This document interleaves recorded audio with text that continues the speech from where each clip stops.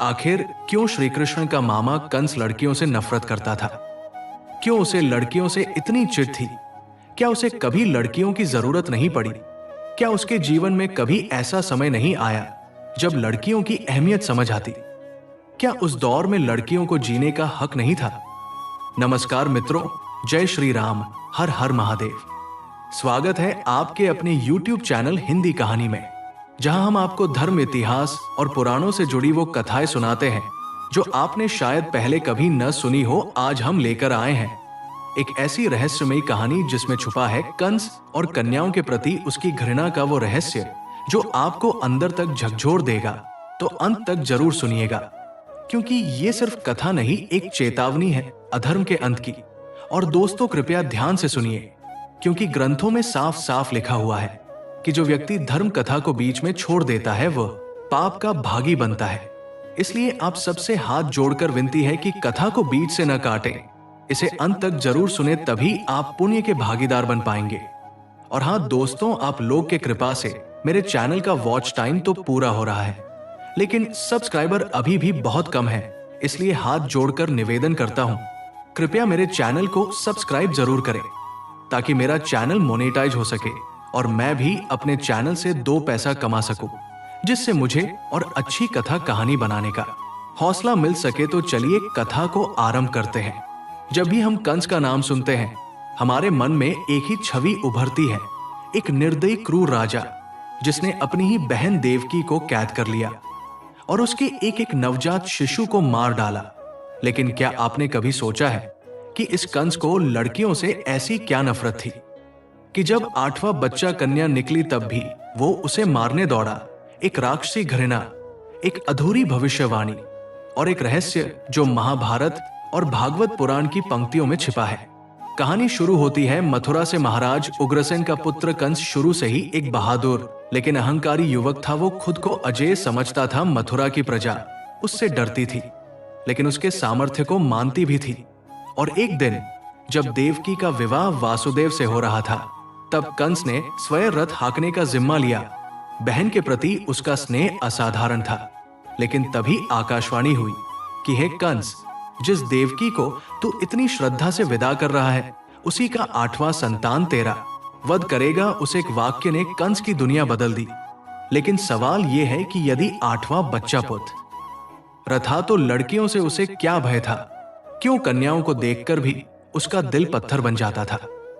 कहते हैं जब कंस ने देवकी और वासुदेव को बंदी बना लिया और एक एक करके उनके 6 बच्चों की हत्या कर दी, तब 7वें संतान बलराम को योगमाया ने रोहिणी के गर्भ में स्थानांतरित कर दिया।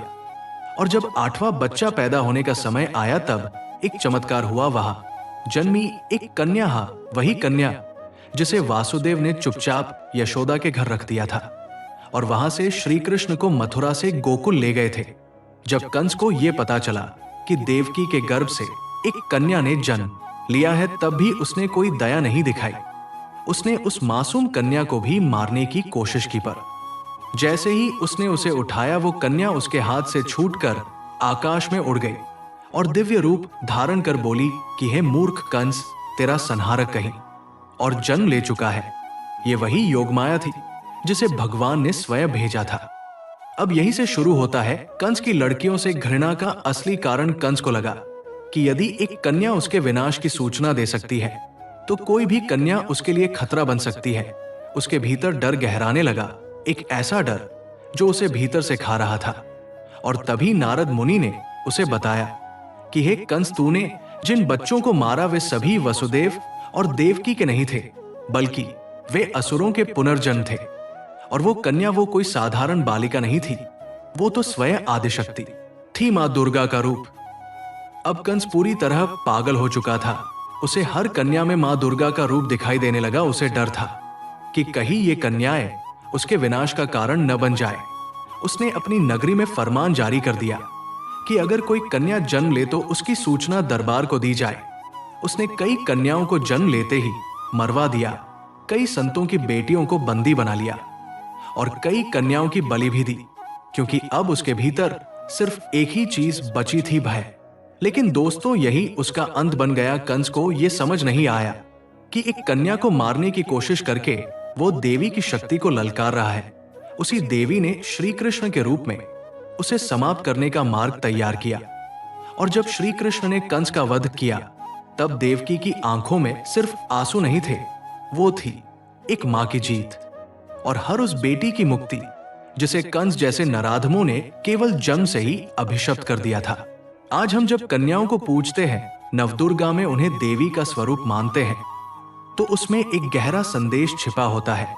कन्या सिर्फ जन्म देने वाली नहीं होती, वो संहारक भी बन सकती है। कंस जैसे अत्याचारी इसी सत्य को भूल जाते हैं और अपना अंत सुनिश्चित कर बैठते हैं। तो दोस्तों, अगर आपको ये कथा अच्छी लगी हो और आप ऐसे ही धर्म, नीति और इतिहास से जुड़े रहस्यों को जानना चाहते हैं, तो चैनल को सब्सक्राइब करना ना भूलें। और हाँ, कमेंट करके जरूर बताइएगा कि क्या आपने कभी सोचा था कि कंस को कन्याओं से इतनी नफरत क्यों थी। जय श्री कृष्ण, जय माता दी।